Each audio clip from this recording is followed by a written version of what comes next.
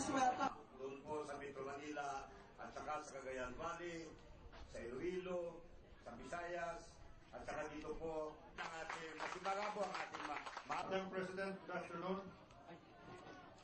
Mayor President, we have discovered the success of the one-stop shop and highways together with the provincial the Tumana to Coyampu stretch. We have an accomplishment of 97% needs to enter, and there are only 13 lots which remain to be expropriated. And we tried to project, the Carbon Toll Plaza, because this is the first one that would be constructed by the Enconsul. And we are now here in Tumana, here. And we are going to start construction going this way, ma'am.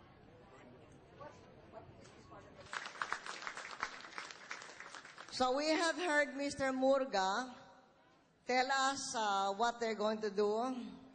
But I'm very happy to say that there are more things happening here in Rosales and also in the expressway business.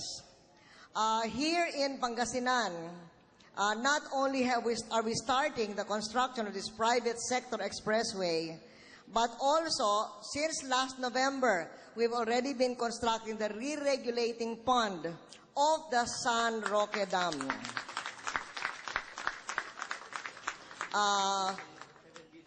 7 billion pesos, Secretary Arthur Yap has said, to remind you, to announce to you, that one of the things our administration has been able to do is that we have secured the funding of the San Roque Dam even beyond our term.